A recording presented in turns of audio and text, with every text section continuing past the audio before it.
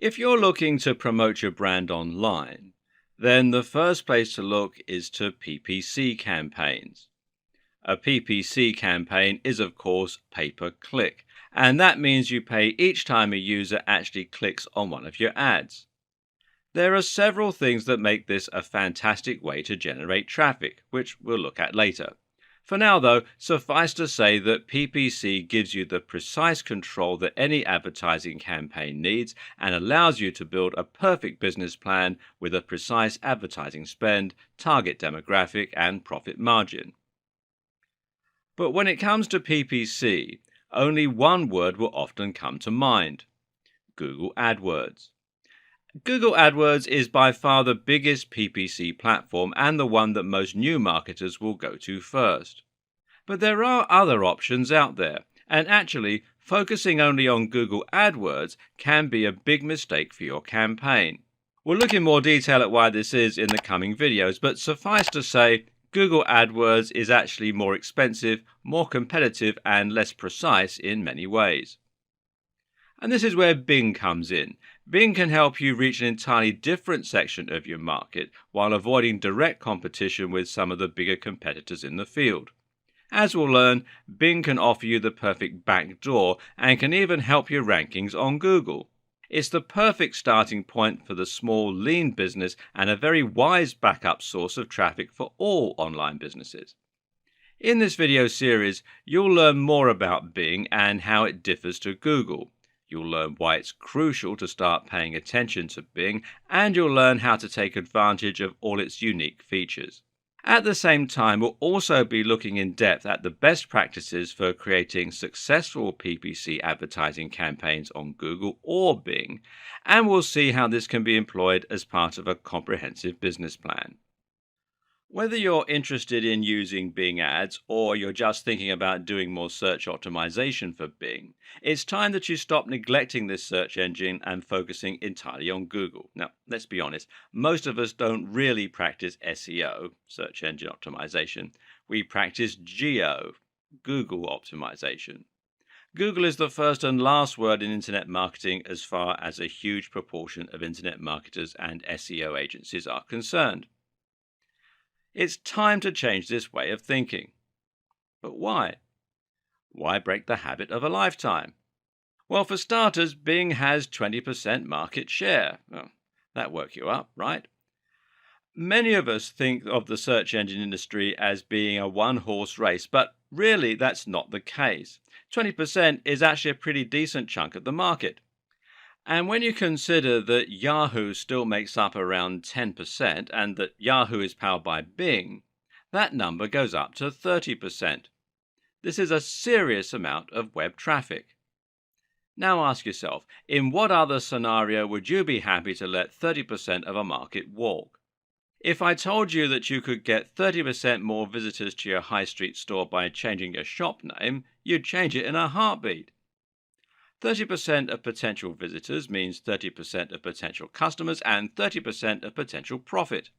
Instead of earning $50,000 a year from your website, you could be earning $65,000 a year just by paying attention to Bing. Now, that's a massive difference and a free holiday. And there are plenty more reasons to wake up to the reality of Bing as well. For starters, Bing is integrated with Windows 10. Windows 10 is the latest iteration of Windows from Microsoft, and it comes with being deeply ingrained into the system. What's more is that Microsoft says this is the last version of Windows ever. That is to say that future upgrades to Windows are going to be iterative rather than complete overhauls. So we can safely say that Bing is here to stay. Not only is Bing the default search engine for the Edge browser, which comes with some pretty neat tricks up its sleeve, it's also the search engine used by Cortana. Cortana is a digital assistant like Siri that now lives on your desktop. If you want to find out the weather, for instance, you can simply ask Cortana, and while you're typing, she'll pull results from Bing and tell you. Bing has also recently made the transition to Android and iOS and is found nicely on your smartphone. This means that even if someone should set Google as their default search engine, they're still likely to be using Bing on their desktop without realizing it just by speaking with Cortana. If they ask, what does hypertrophy mean? Cortana will open up Bing and show the results in the browser. That could be your website that they're showing. And the same is true if they own an Xbox One. We don't have the exact sales figures for Xbox One right now because Microsoft are remaining quite tight-lipped about them. But we do know that they're in excess of 25 million around the world. Xbox One comes with a lot of home entertainment functions, including a browser that you can use while playing games or chatting on Skype.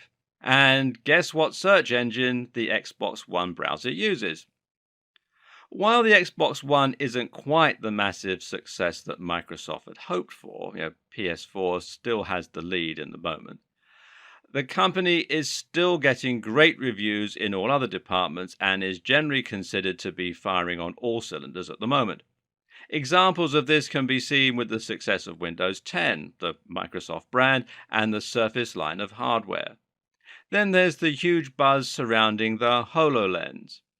HoloLens is a piece of mixed reality hardware that might well introduce the world to a new form of computing.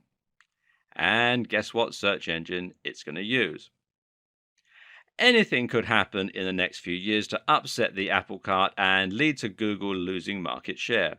For example, Apple have repeatedly threatened to ditch Google as the default browser on iPhone, and this could very easily lead to a seismic shift for the search engine landscape. Then again, it might never happen. But the question is, can you afford to take that risk? Are you happy knowing that all your eggs are in Google's basket? And one last thing to consider is that Bing offers a lot of opportunity for the savvy SEO stroke webmaster. Why is that? Well, simply because Bing is lesser known and there are fewer people trying to rank there. Likewise, there are fewer people paying for PPC.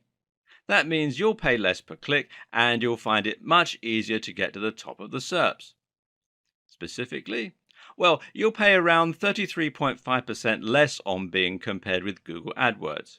In real terms, that means 33.5% more traffic for the same cost. A lot of people never consider Bing SEO and they don't know what the key to succeeding there is. That means the 30% of traffic to be found there is ripe for the taking. It means you can do a little background research and then just swoop right in and get to the top of the SERPs, that's the search engine results pages. You'll be in a smaller pond, but it will be much easier to get the fish biting.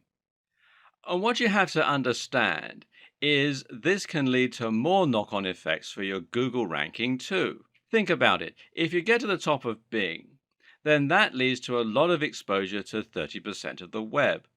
This in turn means that you end up landing more backlinks and getting discussed in more forums and more comment sections. The same goes for paying ads on PPC. You can use this as your way in to boost your position in Google's SERPs, as well as to generally increase your brand without directly challenging the biggest players in your niche. And apart from anything else, if you completely rely on Google for all of your traffic, you put yourself at risk of something going wrong when Google changes its policies, which it does all the time, or should something go wrong with Google itself. Look, this is a video about Bing ads, but that doesn't mean we have to be unrealistically biased towards Bing here. There are still plenty of good reasons to prioritize your Google AdWords campaign, the biggest being simply that Google AdWords lets you reach a bigger audience. But with that said, it makes a lot more sense to make sure that you're on both. The Google apocalypse may never come, but you should still have a contingency plan in case it does. Finally, think about the kind of person who is likely to be deeply ingrained with the Microsoft ecosystem. Who is likely to use Microsoft software suites and hardware? Simple. Businesses. That means executives, CTOs, and managers. And that means they're also likely to be looking at Bing. If that's your target demographic, then you should strongly consider adding Bing ads to your campaign. There are more reasons why Bing might be a better choice for building an effective PPC campaign. For example, it's generally considered that Bing offers superior control over ad campaigns in some aspects. For example, Bing allows you to set different ad campaigns for different time zones, allowing for sophisticated ad scheduling strategies. And this can end up making an important difference to your success. As in comedy, timing is everything for marketing. Likewise, Bing allows you to set more things like location and language for each ad group rather than for each campaign. Bing also allows more precise device targeting, letting you set different bids for different types of devices. It also lets you choose which search partners you want to work with, and it makes it easier to leave out variations of your search terms in order to create a more focused campaign. Oh, and on one little side note, Bing is actually much better looking than Google. Those daily features images really give Bing a relaxing and modern feeling, and the animated ones in particular can actually be reason enough in some cases to head on over to the site. Surely it's worth showing Microsoft some love for that. At the most basic level, Bing ads work like Google AdWords. So, if you're familiar with the concept of PPC in general, you can probably fast forward some of this video. Still here? Then let's quickly recap. Essentially, PPC ads are pay-per-click ads. That means you'll literally be paying per click, paying for each person who clicks on one of your adverts. The reason this is such good news is that you'll never pay anything for a campaign that was a complete failure. If you create an advertising campaign for Bing and not one person looks at it, then it will literally cost you nothing. It also means you can precisely calculate the cost of each visitor to your site. Now, this is important because you can use that information to calculate how much each customer is worth and thereby start making very accurate projections about your earnings and identifying the best ways to spend your money. So, the next logical question is how much you're going to spend on each click. And the good news is that you get to choose this. You get to choose your maximum spend and you also get to choose your budget for the day. First, you define your CPC or cost per click, which is going to be the maximum amount of money that you're willing to spend for each new visitor. You'll probably want to keep this fairly low. The most that brands will generally tend to spend is up to $2, but even that's unusual. Generally, though, you'll want to set this a bit lower and your average will probably come in at around 10 to 20 cents. The next thing to do is to set your daily budget. Once the accumulated clicks you've received reach this amount, they'll stop and you won't spend any more money. So, in theory, if you set your CPC to 20 cents and you set your daily spend to $20, that should mean you get 100 visits to your site for that amount. But things get a little more complicated, seeing as you don't tend to spend the full amount of your CPC. That's because there's a bidding system that takes place, which means you'll often spend a lot less. Now, the way this works is quite simple. If there are two or more adverts both competing for the same space on Bing, then they will enter into a bidding war. The ad with the highest CPC will be the one that wins and gets shown, but the owner of that ad will only be charged the minimum amount that it needed to win. The easiest way to understand this is to just think of it a bit like eBay. On eBay you can set your maximum bid, but you'll only end up paying $1 more than the next highest bidder. And the same is true with most PPC campaigns, and that's why you'll end up spending 33.5% less on Bing versus Google, because the lower amount of competition means that your CPC won't be as likely to get driven up. And of course, you also need to consider that your ads will be shown to a lot of people who don't click. You don't pay anything for these ads, but that doesn't mean they're worthless to you because you'll still be getting exposure and you'll still be starting to build your brand. The other thing that most PPC ad networks have in common is the ability to target a specific demographic. And this means that you can identify who your buyer persona is and profile your ideal customer from there. Then you can target that person specifically with your adverts. The way you do this with both Bing ads and Google AdWords is by targeting search terms. When you pay for these ads, you're literally putting your adverts on the SERPs relating to a particular search term. You do this by choosing a keyword or key phrase, which is going to be the thing that you want people to search for in order to find your site.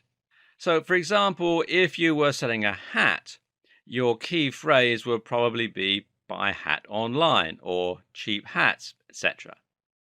This is now a targeted ad because it lets you advertise specifically to people who are looking to buy the thing you have. That means they'll fit within your target audience, and actually, this makes them qualified leads. Another way this might work is by going the slightly long term route and focusing on search terms related to interests. You might have a site where you blog about fitness, for example, and sell supplements and training clothing. In this case, your keyword might be how to lose weight or fitness articles. A good keyword is going to be one that is both popular with your specific target audience and that is not overly competitive. We'll look at this in more detail in the subsequent videos. Rounding out the holy trinity of PPC networks is Facebook ads. Facebook ads are similar to Google AdWords or Bing ads in terms of being PPC, but the difference is in where the ads are shown and how they're targeted. As you might have guessed, Facebook ads are shown on Facebook and will appear in the home feed and sidebars while you're browsing. These show ads which are once again tailored to the person using Facebook. But this differs insofar as the ads are targeted based on information the user has given Facebook. Information such as their age, their sex, their marital status, their location, and even their hobbies and interests. This allows you to even more precisely target the right person, but not necessarily at the right time when they're looking for products. When someone is browsing Facebook to catch up with their friends, they're more likely to be just frustrated to see your adverts popping up. With all this in mind, Facebook ads is another useful platform to add to your campaign in conjunction with Bing and Google AdWords. Just make sure you're using the right ads for the right location. As you can see, PPC works a little bit differently from traditional advertising in magazines and on TV. You're no longer paying for a single advert, nor are you paying for exposure. Instead, you're paying directly for clicks, and that means you need to think about things a little differently. The first concept to make sure you understand is that your aim is not necessarily to get as many clicks as possible. Traditional advertising campaigns will often focus on doing anything they can to get attention and to encourage clicks. But seeing as you're going to have to pay for each click, you can actually reduce the amount you're paying in total by reducing the amount of clicks you get. The objective is not to get as many people as possible to your website. Your objective is to get as many customers as possible to your website. In other words, you need to get traffic that's going to convert, and you actually want to dissuade all other people from clicking on your ads wherever possible. If you pay for 100 clicks and 99 of those pay for your product, then you can consider that a highly effective marketing campaign. Conversely, if you pay for 2,000 clicks and only 300 of those people buy, it's actually not been as successful because you will have spent more. What this essentially tells us is that the bottom line is by far the best way to gauge your success. A good PPC campaign is not one that gets seen a lot, nor one that gets clicked a lot. A good PPC campaign is one that earns a lot. This means it's impossible to separate your PPC strategy from your general business model, and it makes it very important to think about your budget, your costs, and your profit margins whenever you set up a campaign. So start by thinking about the profits for whatever it is you're selling from your site. If you're selling lots of products, this might mean working out an average profit you make from those products.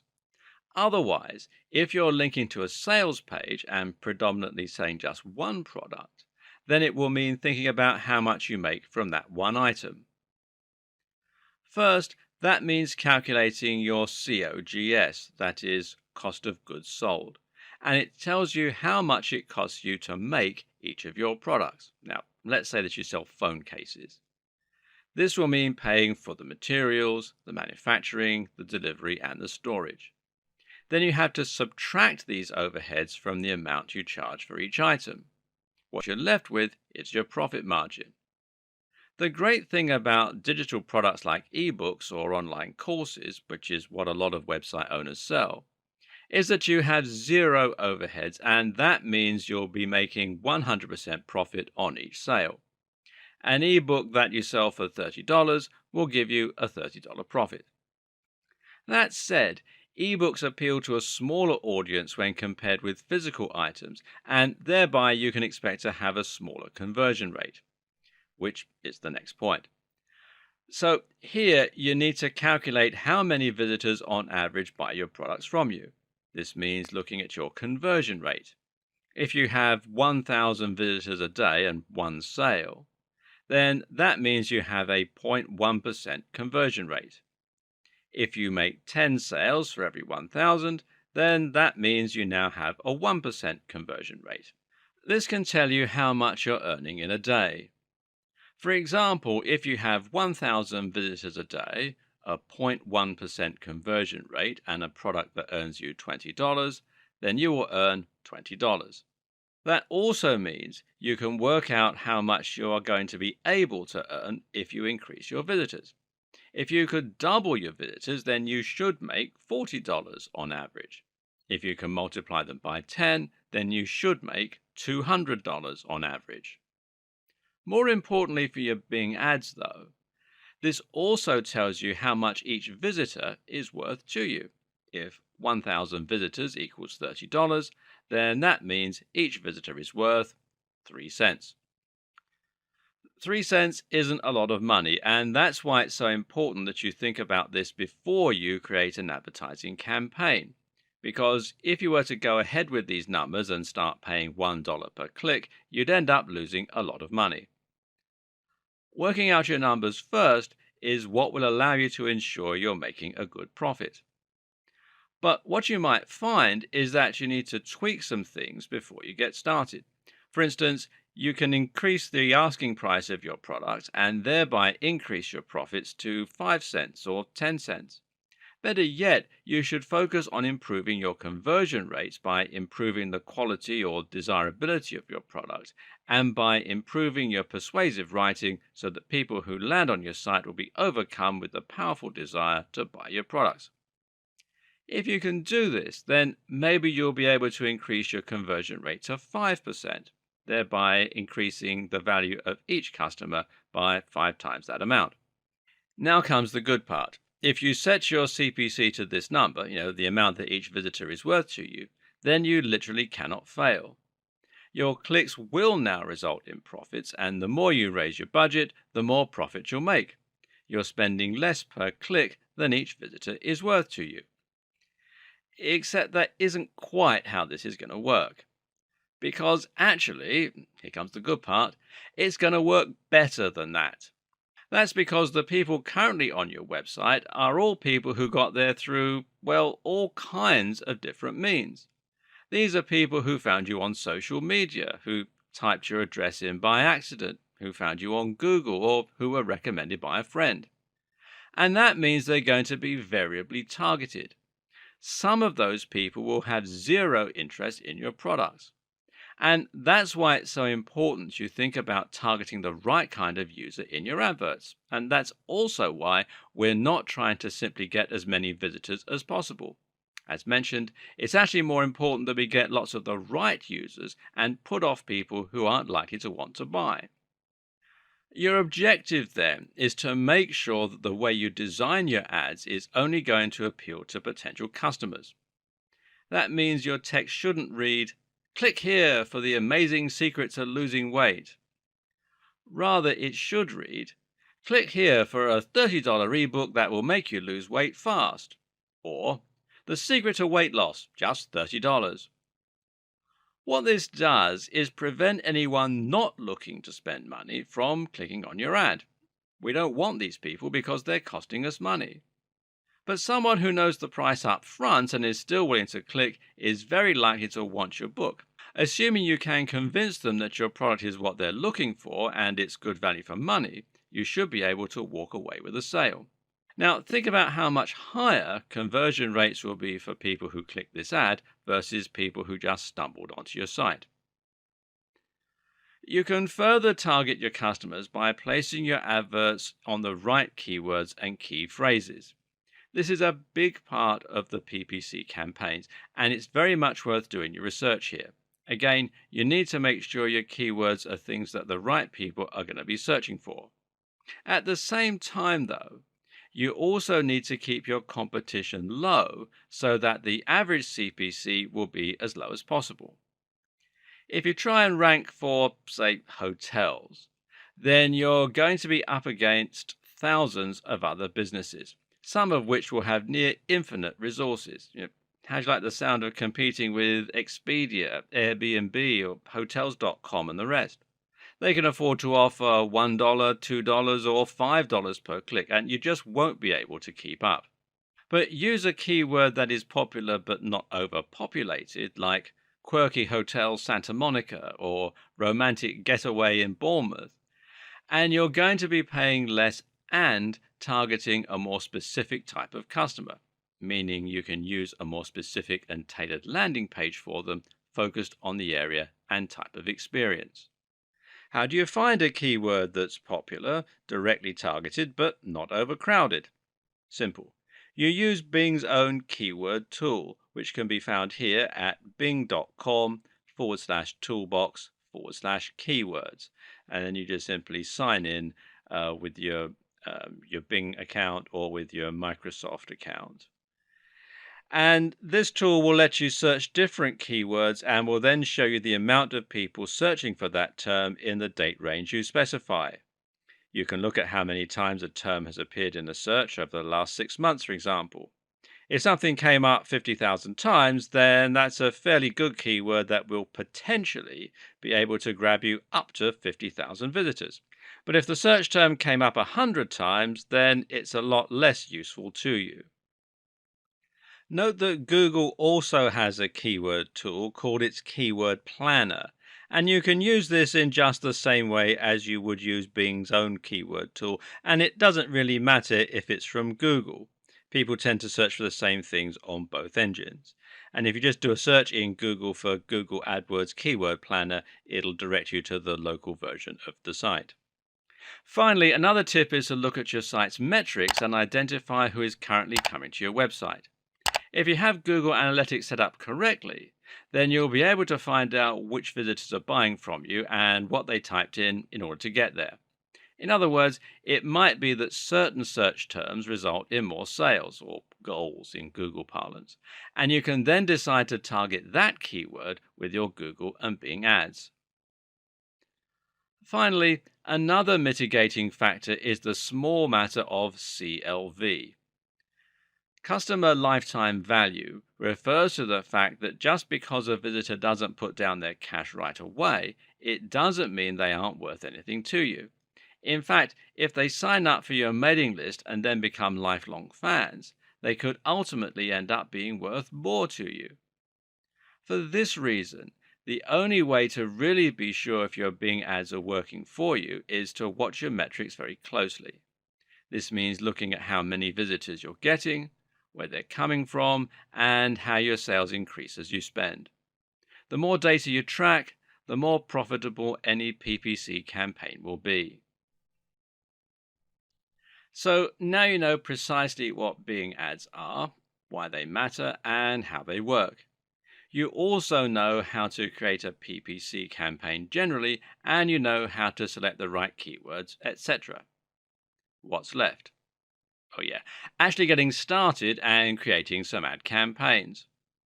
And with that in mind, let's launch straight into setting up some campaigns and doing a tour around Bing's options and tools.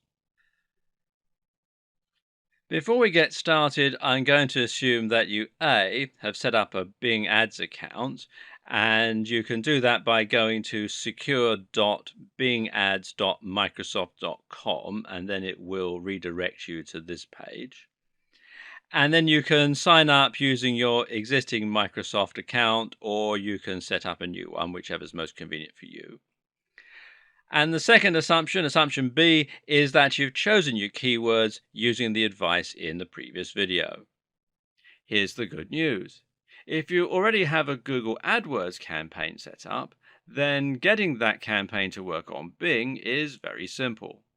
First, head on over to the link on the far right that reads Import Campaigns right here at the top of the toolbar. Click on it and then click here where it says Import from Google AdWords. Now click here on Sign in to Google, enter your name and password. On the next page, you'll be given the opportunity to select the AdWords campaigns that you want to import. Choose them and then click Continue. Now, under Bing Ads account and import options, you'll just need to add a few more settings that are unique to Bing.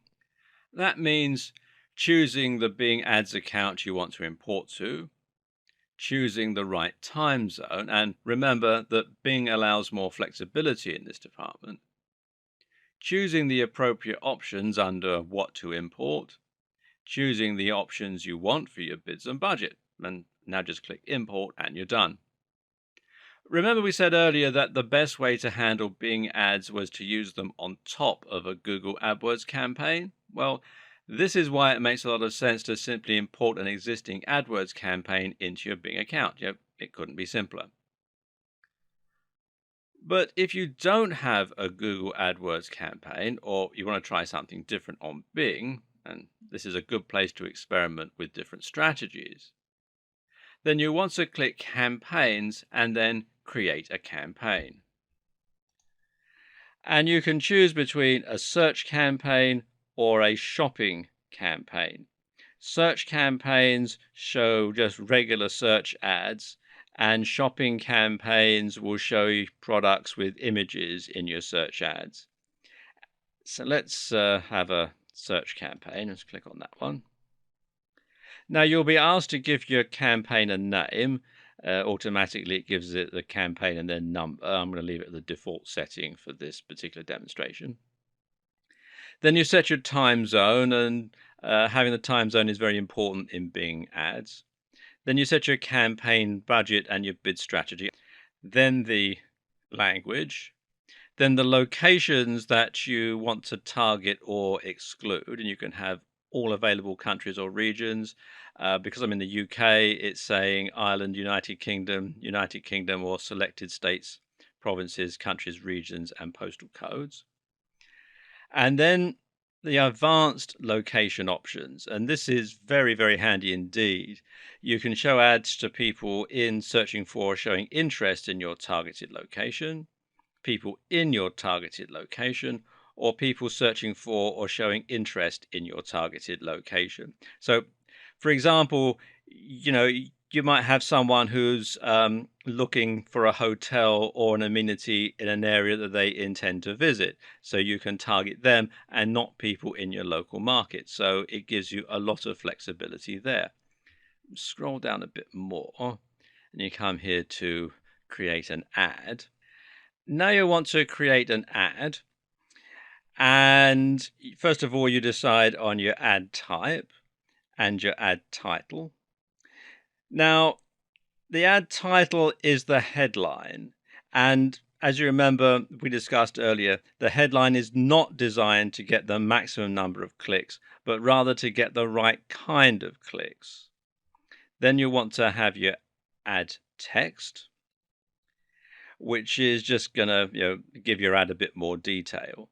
And underneath, you're going to put your display URL. Now, if your destination is a very long URL, then you can simply use this as a permalink, or you can use the route location, or you can use the actual URL. It is up to you. You also want to set the landing page. It can be the final URL, or it can be a destination URL, and you can put all the information in here. For example, you want a mobile URL, etc. And all the way along, there are these little learn more question mark bubbles. If you click on those, it gives you a lot of information about how the whole site works. Headlines are 25 characters. Ad text is 71 characters. Further down the page is where you'll be given the option to choose your keywords, set keyword bids, and then verify activation. Meaning you set the method of payment and also you'll click that you want the ads to go live. Now, refer to the last video for more on selecting the right keywords. You'll be able to choose a bid for each keyword. So you might decide that some keywords are worth more to you than others. And this is very good news because it means you can pay very little for those more obscure keywords that would only get you a few clicks, but that likely wouldn't be very expensive due to a lack of competition. The more good news is that you can tweak and manage your campaign after it's gone live. This means you can see how it's performing and then see how they're working for you. You'll be able to find some more advanced settings here too, such as negative keywords and dynamic keywords. We'll look at these options in more detail in the next video. For now, though, we want to focus on the other most important aspect of running your Bing Ads campaigns, which is tracking the success of your adverts. In this case, that's going to mean looking at how your ads are performing for you. And there are some really advanced features here that actually go a bit above and beyond what you would have access to with AdWords. We'll delve into these in more detail in the next video. But for now, make sure you're watching your basic metrics like a hawk. Click the Reports tab here and then Standard Reports over here on the left-hand side and select any one of the 18 different performance reports to get your statistics. You'll be able to see things like your average CPC, your cost per click, your average CPM, cost per impression, CTR, click-through rate, and a whole lot more. There are numerous advanced features and options you can tweak in order to get the very most out of your ads, and these can make a big difference to your campaigns and your profits. For example, there's negative keywords. Now, negative keywords allow you to add keywords that you want to ensure don't bring up your ads. Now, normally Bing and Google will show your ads based on very similar keywords, though Google does this more than Bing, meaning that if your keyword is fitness books, you might find your ads showing up on free fitness books. The only problem? Well, someone searching for a free fitness book probably doesn't want to pay $20 for a fitness book. So in this case, it would be pertinent to make free a negative keyword so that people looking for free things are excluded from your campaign. Then there are dynamic keywords, and dynamic keyword insertion allows you to automatically insert your keywords into your ad's title or text. This means that, for example, you could make it so people find whatever product they search for sale, or if they search hats, then you might show them buy hats online. Another neat feature of Bing is the ability to add ad extensions. This will allow you to add things like links to your site, locations on a map, or a click to call button. An ad extension means that, for example, you could get your customers to call you right from the Bing search results on their mobile. The site link is used to link people into deeper pages of your site, such as specific item listings in your store, for example. Targeting allows you to specifically target the type of person you want for your ads even more. By clicking Advanced Targeting Options, you'll be given the option to select your viewers by their genders and ages. That's based on their Microsoft accounts. By the device that they're on, perhaps if you're selling an app, you might want to target mobile devices, for example, and by schedule. Schedule is important because it means you can avoid wasting money showing ads at 3 a.m. in your local area. It also means you can get even sneakier and, for example, show ads only later in the evening. As it gets later and we become tireder, we actually become more impulsive and thus more likely to click buy on an advert. You can use Bing Ads to set up goals and then see how customers are interacting with those goals. You may recall that we discussed goals in an earlier video in the context of Google Analytics. We also discussed how you could use these to identify the best keywords for your ad campaigns.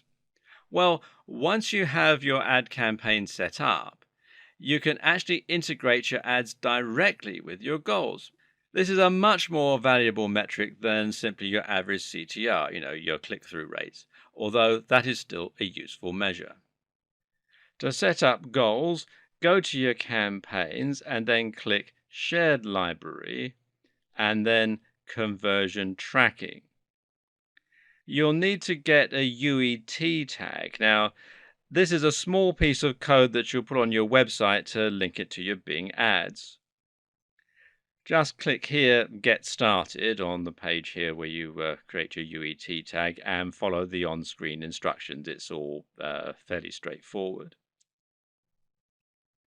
Then click Conversion Goals from the left-hand menu. And then click here where it says Create Conversion Goal, and once again, follow the on-screen instructions. Once you've done this, you'll be able to see how your ads are performing in terms of helping you to get the results you're looking for, i.e. sales. This in turn will allow you to see which ads you should be spending more or less on and whether or not you're actually getting ROI from them. This will eventually allow you to calculate a specific CPA, or cost per action, which means you're finding out more precisely how much it's costing you to make sales or get subscribers. You'll also be able to do a lot more tracking for your ads, and looking around the dashboard will help you to find all kinds of useful options. For example, you'll be able to find your quality score for your ads by looking on the campaigns page. This gives you a score from 0 to 10 that will show how your ad is performing. You'll learn how high your CTR is compared with other CTRs for similar campaigns targeting the same traffic. Anything about 7 is considered very competitive. 6 is competitive, and anything below is underperforming. If you have a blank dash where your score should be, it means Bing doesn't have enough information yet. Based on the success of your ads, you can then head over to Bid Adjustments, which does exactly what it says on the tin and allows you to tweak your ads so that you're paying more or less per click. So now you know how to run a Bing Ads campaign, and you know why you should be running a Bing Ads campaign. But this doesn't mean you're done with Bing, not by a long shot, because you can still get more out of it by thinking about SEO as well. SEO for Bing has all the same benefits over SEO for Google that Bing ads have over AdWords. That means less competition, slightly different market, 20 to 30% of the market share.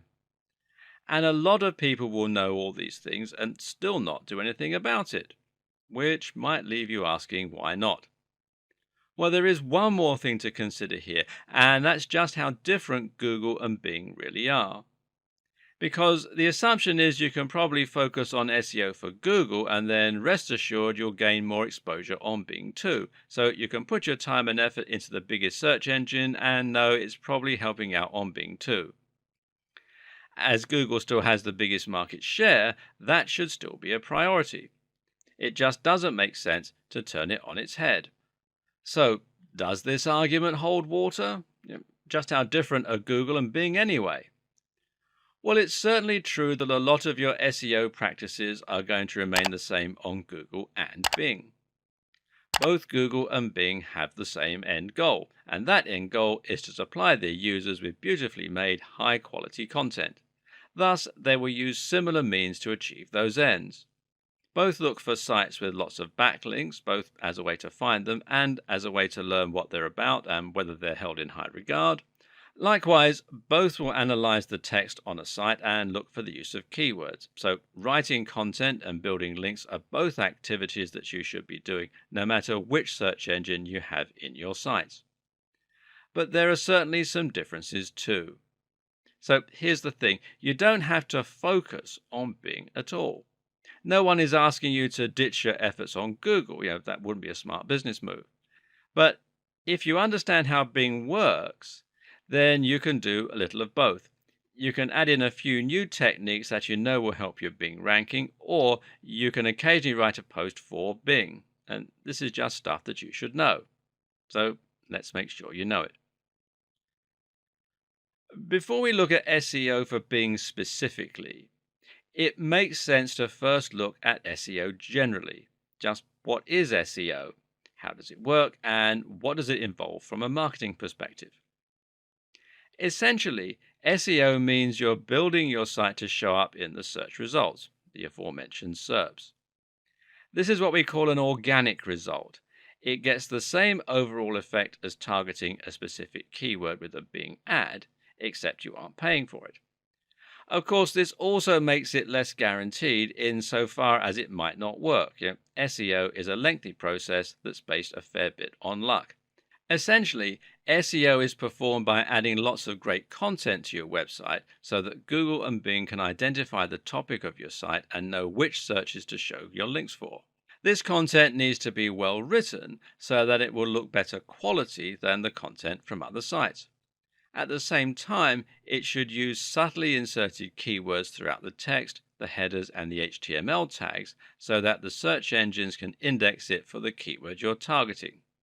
Don't overdo this though, or you'll get penalized. The other main ingredient for a successful campaign is your backlinks profile. This refers to all the links around the World Wide Web that are pointing to your site. These are good for you because Google and Bing consider them references. If a big site is willing to link to you, then it suggests that you must be a serious site in your own right. And this is another reason it's important to write high quality content. And it's a reason that you need to think about the quality of your links as much as the quantity. At the same time, having inbound links is important because it helps Google and Bing to find you in the first place. Both search engines use robots, these are small scripts, that search the web by following links. Once you're indexed, you'll be checked regularly. Until then, though, you're relying on links. Combining PPC with SEO is a match made in heaven for a number of reasons. For starters, gaining more traffic for your site is always going to increase your visibility in the SERPs organically because it will mean more people see your site and hopefully share it with others, thereby linking to you. This then improves your organic backlinks profile and it helps you to climb the ranks. At the same time, using PPC allows you to test out a particular keyword and see how it's likely to work for you and bring in more customers, or not. This can show you which keywords are worth putting in the work to try and rank organically for.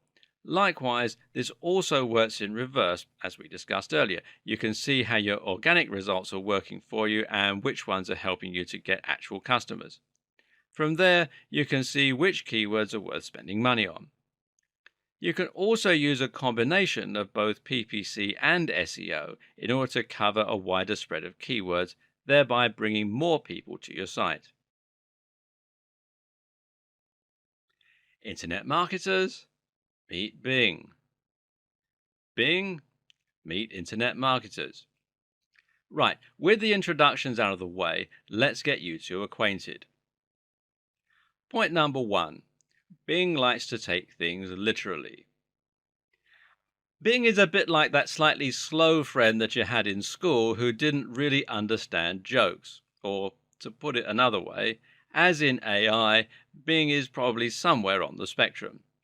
Yes, taking things too literally is one of the most common criticisms leveled at Bing, and that's because it has a tendency to simply look for exact matches in the content. If you search for "I like to eat steak," then Bing will look for websites that have that phrase or something similar in the text. On the other hand, Google just looks for content about steak and about people who like to eat steak. In this way, Google shows a little more understanding and has more ability to read between the lines. Not that this is always a good thing, mind. Sometimes Google's second guessing can actually be a bit irritating and can lead to results that aren't directly related to what you're looking for. If you ask a question, for instance, then Bing will be more likely to bring up a page where someone else has asked the same question, and this can be very useful. But what it means for you is that it's still worth using some keywords. Whereas Google is much more about latent semantic indexing and writing around the subject, perhaps using some long tail keywords. Bing will still reward you for including the very basic keywords that you're trying to rank for. So try and do a little of both. You'll want to use a slightly lower link density than you used to if you want to avoid being penalized for spamming by Google, but you should still include some keywords there for Bing. Point number two, user engagement matters. Something that Google and Bing can agree on is that user engagement matters.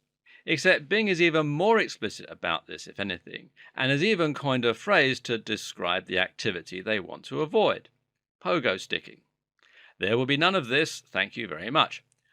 Pogo sticking is when a website visitor jumps from one result, clicks back, and then clicks on another.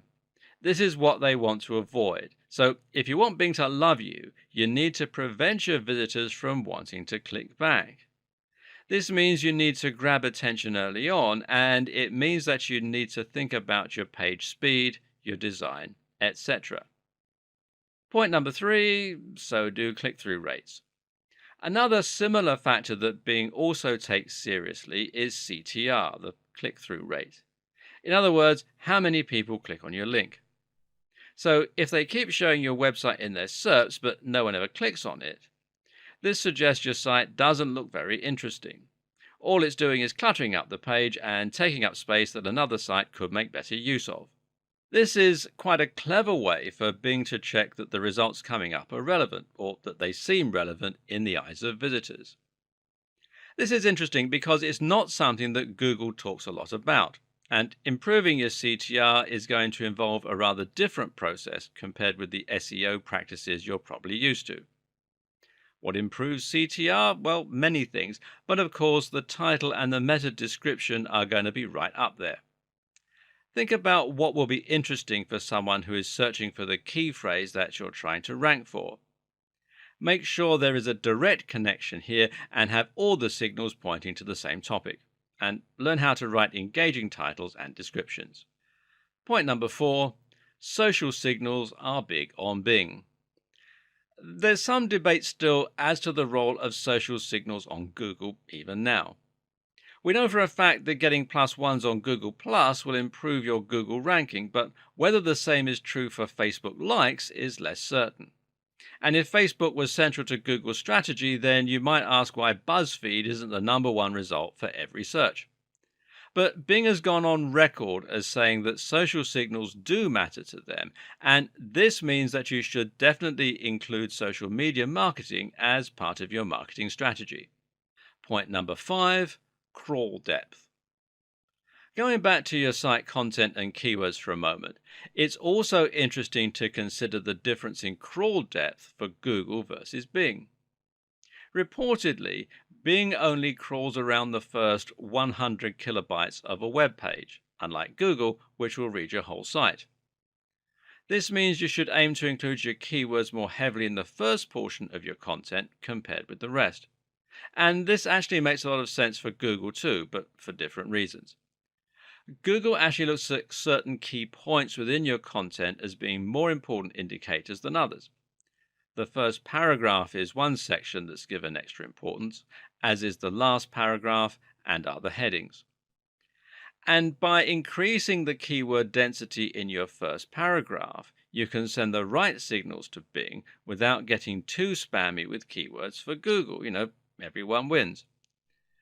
This also introduces some other interesting points too. For instance, a lot of people will rely on sitemaps in order to help search engines index their site.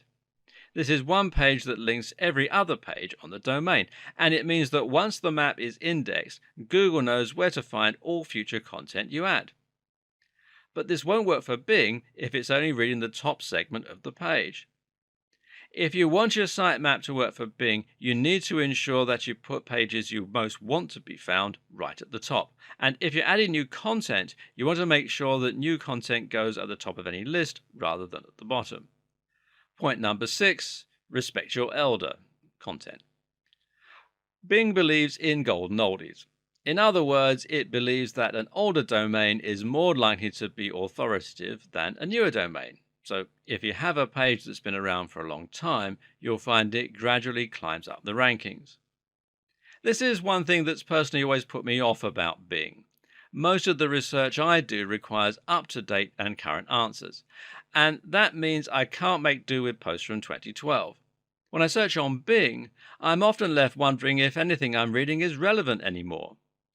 This is a personal preference, though. As far as SEO goes, it's actually a good thing. Why? Because it means that Google is going to like fresh content and Bing will give it some love as it starts to fade. But do bear in mind that both Bing and Google prefer older domains. Of course, there are way more differences than we have time to go into in detail, so let's look at some rapid fire differences to finish off. Bing likes keyword domains more, Google prefers brand name domains. Bing takes site authority very seriously. It likes editorial content, older domains, and established organizations. PageRank is less relevant for Google these days, and it's never been relevant for Bing. Bing likes content closely linked to a site's homepage, and it likes breadcrumbs. Another thing to take some time to learn is about Bing's spam filter, and this is how Bing decides whether or not to penalize sites that show up in its SERPs. So you need to make sure that you observe the rules that Bing recommends. This means being careful about your outbound links, only link to clean sites, don't trade links, and use Bing's webmaster tools to find out if your site's been blocked. That's right, Bing has a webmaster tools just like Google does, and it's just as useful stroke invaluable for marketers. And you can find this at bing.com/toolbox/webmaster. As the Alan Parsons Project sang, where do we go from here? Now you have lots of information about why Bing SEO matters, how it works, and how different it is from Google. But you also know that you need to keep focusing on Google. So, what's the best way to proceed? Well, exactly as we said earlier. For the most part, you're not going to do anything that differently, but you may want to consider including a few more keywords in your opening paragraphs. Maybe show a little more love to your legacy content and perhaps reorganize your sitemap. Oh, and definitely think about your titles, your meta descriptions, and how these factors will impact on your CTR. And in doing all that, you'll be throwing Bing the occasional bone that will help you to succeed a little bit more on the second biggest search engine in the world. And this will help you start tapping into that 30% market share a bit more and hopefully improving your number of visitors. And if the Google apocalypse ever does come, at least you'll have a backup site that will still be bringing you fresh visitors and helping you to run your business. And then everyone else will find themselves wishing they paid just a little bit more attention to old number two. Oh, and one last thing. Why not go and take a look at your current rankings on Bing right now? If you haven't looked before, then it might surprise you just how similar or different the results are. At this point, you should now have a solid idea of what Bing ads are, how they work, and most importantly, how you can get them to work for you. But there is more to creating a successful campaign. You'll find that the more you work at it, the more you learn and the more you can keep honing your strategy to create better and better ROI. And here are some more tips and tools to help you do that. Bing Webmaster Tools is an immensely useful tool for monitoring both your PPC progress and your SEO on Bing. To get started, just head over to bing.com/webmaster and sign in with your Microsoft account. That's the one that you use to log into Windows. And you'll then be redirected to this page. And from here, you can add your site by putting it into this box and clicking Add. On the next page, you'll be prompted to add some details about yourself, your name, your company name, etc. And then you'll be asked to place an XML file on your server to help Bing keep track of your site. And this will allow you to find out how your site is performing in searches. And you can combine this with your PPC metrics to get a more complete picture of your overall progress, your hits, etc., etc. Another useful tool that Bing offers is its SEO analyzer. This is a tool that you can use to look at the SEO on your page. On-site SEO is also very important, meaning things like use of your keywords and your general coding practices, that sort of thing. It all matters. It's all very important to Bing. And this particular tool will analyze 15 different metrics, such as your H1 tags, your metadata, and more. And you can find it here at bing.com/toolbox/SEO hyphen analyzer. Want to bring your ads further up the SERPs? Here are some fresh tips from Bing's own site. First of all, increase your ad relevance. The more directly relevant your keywords are to your landing page, the more likely Bing is to show your ads high up. Bing goes on to suggest that you try to avoid gimmicks on your landing page and to be upfront with an interesting and clear product. This will help your conversion rates too, so it's very much worthwhile. You should also showcase specific content and talk to your customers in their language to create what Bing will see as effective ads. Increase your bid. Of course, the higher you bid, the better your chances will be of ranking high up in the SERPs. And here's one not from the site. Improve your Twitter followers. Bing has a close connection with Twitter, and this has allowed a feature where it can show the number of followers you have on Twitter next to your ads. This is called a social extension, and it's another place where Bing beats AdWords. When all is said and done, the best way to learn how to make the most of Bing is simply to learn on the job. Watch your metrics over time and tweak your approach accordingly. However, all the information in this video series will ensure that you're in the best position to start an effective PPC campaign generally and an effective Bing campaign specifically. The key is to look at the end result and your ROI as opposed to just trying to get the maximum number of clicks possible.